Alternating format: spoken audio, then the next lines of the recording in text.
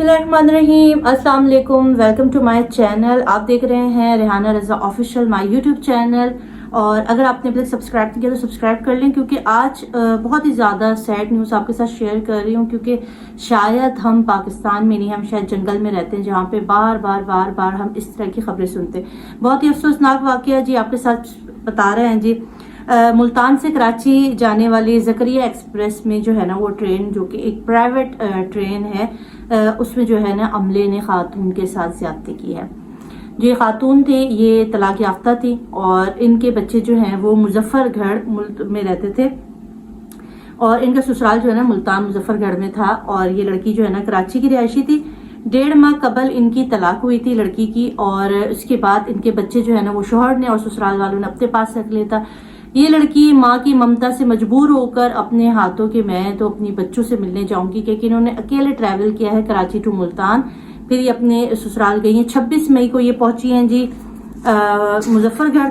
26 मई को मुजफ्फरगढ़ पहुंची है। 27 मई को वापस ज़करिया एक्सप्रेस में ये कराची स्टेशन पर आई है, जहां पर इनको जो है वो टिकट नहीं मिला। ठीक है, अब इनको टिकट नहीं मिलता है तो ये ट्रेन में जाती है और वहां से इन्होंने इकोनॉमी टिकट हासिल करती हैं। अब सारा गेम यहाँ से शुरू होता है। जब ये लड़की इकोनॉमी टिकट लेती है तो टिकट जो दे रहा होता है ना, वो इससे सारी इंक्वायरी करता है कि आपके साथ कौन है, कितने लोग हैं, क्या है। तो वहां ये लड़की उनको बताती है कि भाई मैं अकेले ट्रैवल कर रही हूँ, मेरे साथ कोई फैमिली मेंबर नहीं है, इसलिए मैं पहले से टिकट नहीं ले सकी। अपनी मजबूरी इसने उन साहब को बताई है। अब वो कौन थे जी? वो थे जी जाहिद साहब जी। वो थे जी निजी टिकट चेकर थे। जाहिद उनका नाम था उस खबीस इंसान का, जिसने उस लड़की से सारी मालूमात हासिल की और उसके बाद जाकर उसने सब कुछ अपने इंचार्ज को बताया कि इस तरह से एक लड़की अकेले ट्रैवल कर रही है। सारी जब गुफ्तगू हुई, अब इनके ऊपर, और इंचार्ज का नाम था जी आकिल साहब। आकिल साहब और इनके ऊपर जब शैतान हावी हुआ तो ये लोग आए हैं और लड़की से टिकट चेक करने के बहाने उन्होंने थोड़ी बातें की। फिर इन्होंने कहा कि आपको जो है ना वो इंचार्ज क्लास में बुला रहे हैं। तो ये लड़की वहां से अपना टिकट वगैरह चेक करवाने के लिए बिजनेस क्लास में जाते हैं। तो ये लोग क्या करते हैं, वहां पर ये जाहिद, आकिल और एक शख्स और जिसका नाम अभी तक पता नहीं चला, इन तीनों ने मिलकर बच्ची के साथ, लड़की के साथ ज्यादती करते हैं। पुलिस से राब्ता करती, पुलिस लड़की का जो है वो मेडिकल करवाती है। मेडिकल रिपोर्ट के अंदर तस्दीक हो जाती है कि लड़की के साथ ज्यादती हुई है। अब यहाँ पुलिस जो है वो इंक्वायरी कर रही है कि लड़की की तलाक क्यों हुई थी, लड़की पहले से तलाक याफ्ता थी क्या, वो मतलब आप समझ सकते हैं कि हमारे माशरे में एक लड़की के साथ अगर जुल्म हुआ है, ज्यादती हुई है, तो कोशिश की जाती है कि गलती उसी लड़की की, उस खातून की ही निकाली जाए। बहुत अरसा पुरानी बात नहीं है, कुछ अरसे पहले की बात है कि एक खातून जो कि ट्रैवल कर रही थी मोटर वे पर अपने बच्चों के साथ गाड़ी में, जिसको ज्यादती का निशाना बनाया गया, तो उसके बाद भी पुलिस ने यही बात कही कि भाई आपको रात 12 बजे निकलने की जरूरत क्या थी, ट्रैवल करने की जरूरत क्या थी।